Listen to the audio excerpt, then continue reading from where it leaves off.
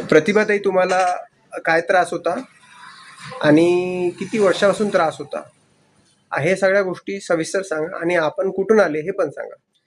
मी मुंबईवरून आली आहे आणि माझं गर्भाशय काढण्यात आलं आहे. म्हणजे आता मला 1 वर्ष झालं आहे गर्भाशय काढल्या. त्याच्यानंतर मला 1-2 महिने तर काही त्रास झाला नाही आहे, कारण मेडिसिन चालू असताना.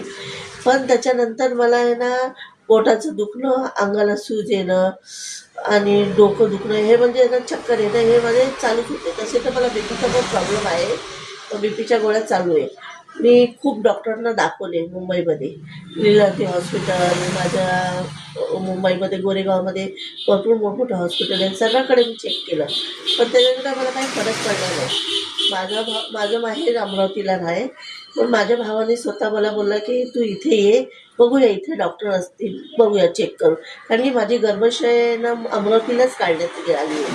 त्यासाठी मग मी इथं आली आणि माझ्या बहिणीने सल्ला आहे ना, तुमच्या डॉक्टरचा सल्ला दिला आणि इथं मी आली, इथं ट्रीटमेंट केली, मला फरक पडला.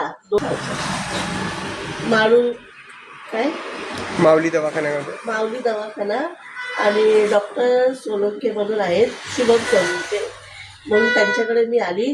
पण आल्यावर आहे ना त्यांनी मला जे सलाईन लावले, इंजेक्शन दिले, तर त्याने मला खरंच फरक पडला म्हणून. ठीक.